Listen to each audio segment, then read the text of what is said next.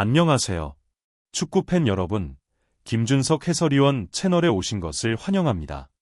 오늘 우리는 토트넘의 주장 손흥민 선수의 축구 인생에서 가장 중요한 순간 중 하나에 대해 이야기하려 합니다.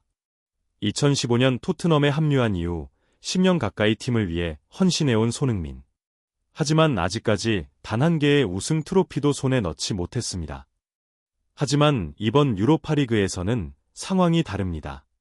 이제 정말로 그가 무관의 한을 끝낼 수 있을까요? 손흥민과 토트넘은 이번 시즌 유럽 무대에서 우승을 향해 나아가고 있습니다. 이번 유로파리그는 단순한 대회가 아닙니다. 그에게는 커리어를 증명하고 최근의 이적설과 비판을 잠재우는 절호의 기회입니다.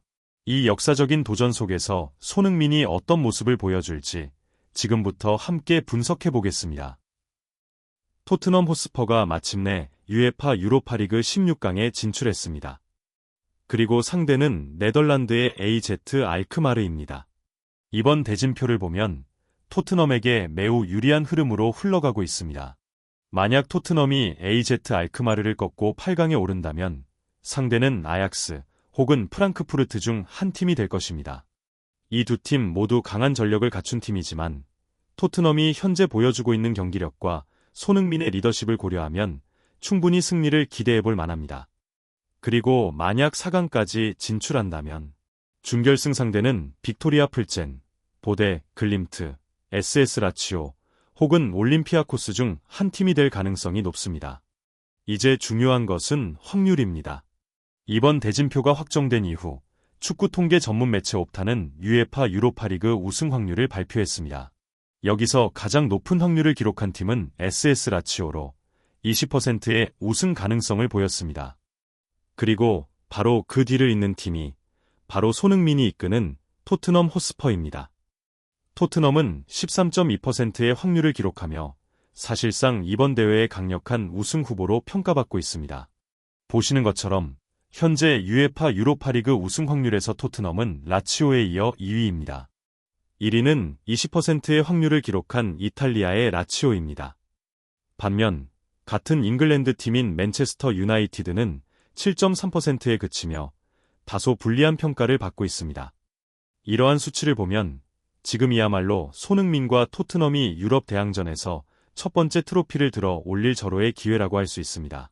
손흥민은 2015년 토트넘에 입단한 이후 10년 가까이 헌신했지만 아직까지 단 한 번도 우승의 기쁨을 누리지 못했습니다.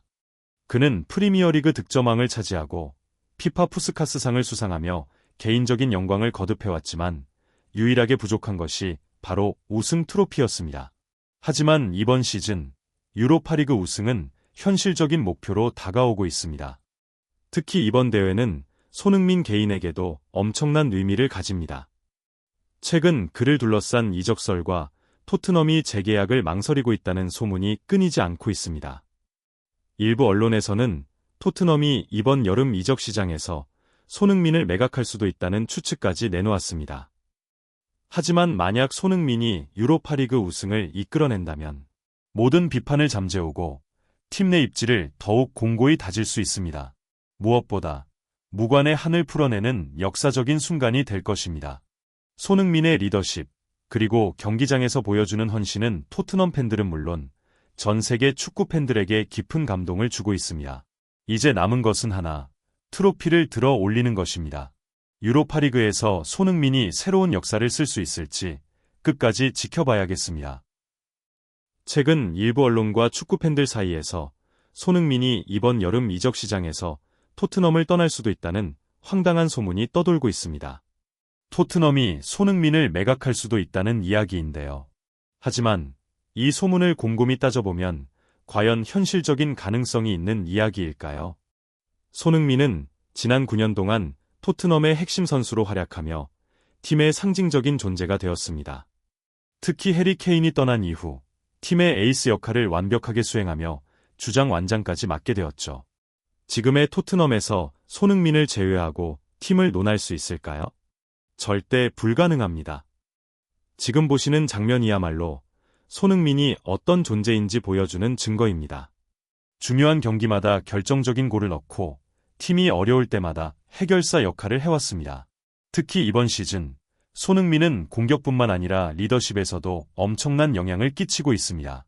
어린 선수들에게 동기부여를 주고 경기 내내 최선을 다하는 모습은 후배들에게 모범이 되고 있죠.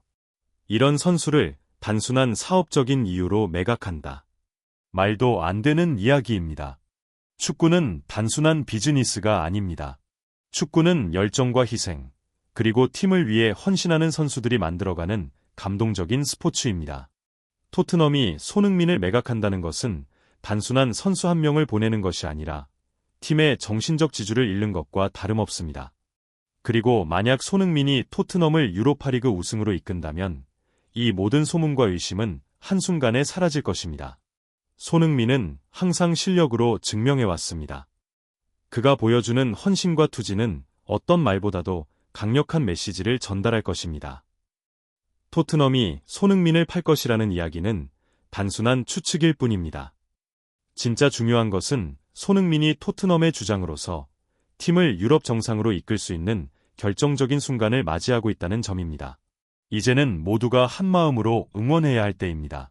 손흥민이 우승 트로피를 들어올리는 그날, 모든 비판과 의심은 산산조각 날 것입니다. 대한민국 축구팬 여러분, 우리는 오랜 시간 동안 손흥민과 함께 걸어왔습니다.